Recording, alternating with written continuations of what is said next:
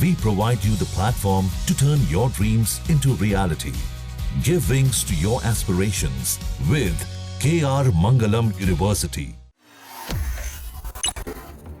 B2 stealth bomber America की सबसे गोपनीय और महंगी फौजी तकनीक। दुनिया के सबसे घातक बॉम्बर विमान की तब खूब चर्चा हुई जब इसने ईरान में घुसकर उसकी परमाणु फैसिलिटीज को उड़ा दिया।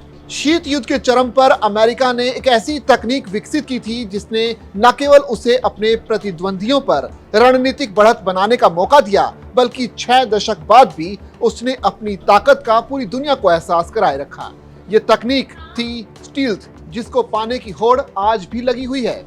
लेकिन क्या हो अगर इस बम वर्षक का डिजाइन बनाने वाला ही इसे दुश्मनों को बेच दे?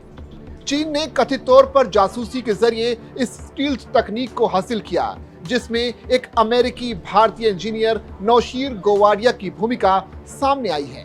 वर्तमान में केवल 3 देशों अमेरिका, रूस और चीन के पास ही स्टील्थ तकनीक है।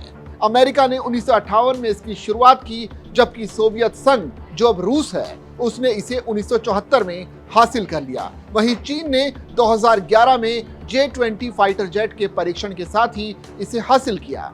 जहां अमेरिका और रूस ने अपनी तकनीक खुद विकसित की, वहीं चीन ने कथित तौर पर जासूसी के जरिए इसे हासिल किया, जिसे एक भारतीय अमेरिकी नौशीर गोवाडिया ने हासिल किया गया।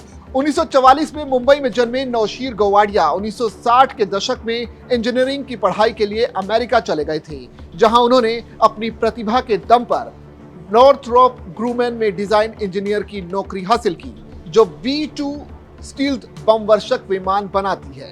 नौशीर ने B2 के रडार और इंफ्रारेड डिटेक्शन को कम करने, इसके हीट सिग्नेचर को घटाने, एग्जॉस्ट कॉन्फ़िगरेशन और रडार तरंगों से जुड़े पार्ट्स में महत्वपूर्ण योगदान दिया।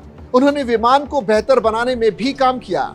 1980 के दशक के अंत में नॉर्थरोप ग्रूमैन से जल्दी रिटायरमेंट के बाद भी नौशीर ने 1997 तक अमेरिकी सरकार के साथ ठेकेदार के रूप में गोपनीय जानकारी संभाली।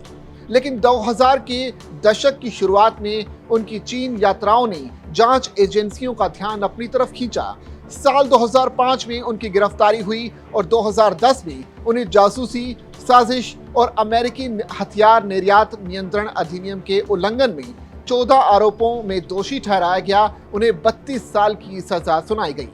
जांच में खुलासा हुआ कि नौशीर ने चीन को स्टील्थ तकनीक से जुड़ी गोपनीय जानकारियां लीक की, जिसके बदले उन्हें मोटी रकम मिली। इस पैसे से उन्होंने हवाई के माउई द्वीप पर समुद्र के किनारे आलीशान विला खरीदा।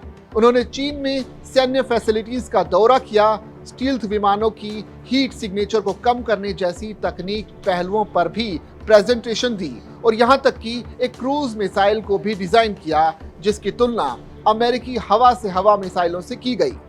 अदालत में नौशीर के वकीलों ने तर्क दिया कि उन्होंने केवल सार्वजनिक रूप से उपलब्ध डेटा साझा किया और उन्होंने दावा किया कि वो सिर्फ एक इंजीनियर थे जिनका मकसद एरोस्पेस तकनीक को आगे बढ़ाना था, ना कि अमेरिका को कोई नुकसान पहुंचाना।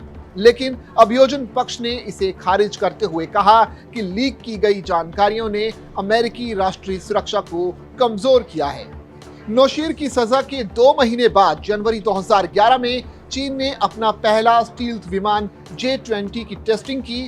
साल 2016 में चीन ने H-20 लंबी दूरी के स्टील्थ बम वर्षक की घोषणा की, जो B2 स्पिरिट से मिलता जुलता है। नौशीर ने चीन के अलावा जर्मनी और स्विट्जरलैंड को भी गोपनीय जानकारियां लीक की थी।